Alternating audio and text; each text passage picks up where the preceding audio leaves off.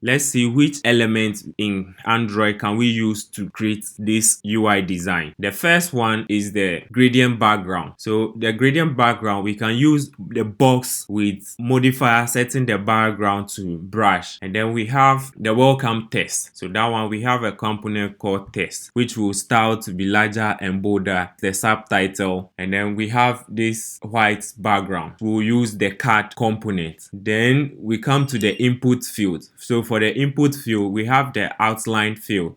Then we have the icons. For the icons, you use the icon component, which you set on the input field. And then we have this visibility toggle. So we have a text component here, which we can use the same text component here. So the login button, we have a component called back. We also saw the loading spinner when we were testing the application. So that one will use the circular progress indicator. And then you come to the divider. We have the horizontal divider. We have the social button, which will use outline button. And then finally, we have the sign up text here, which will use a text placed in a row. So when you are starting learning how to design a UI, or you decide to build any UI, the first thing you have to do is identify the elements on your design. So if you are able to identify the element, then you map it to Android components. Once you have that mental model, it is easy to build your UI. So now when we turn this one into hierarchies, this is what we'll have. From the start, we have the box and then the column. That's what allow us to arrange this item vertically. And then we have our text, the subtitle, and then the card. Inside the card, we have the column for arranging all the items like this. So this mental model is very crucial when you are starting out building any design. So with this understanding, let's dive into code and see how we can build this beautiful screen from scratch. So create a new project, select compose. So this is for compose. Select empty activity, click on next, give your project a name. I'll call it login screen demo.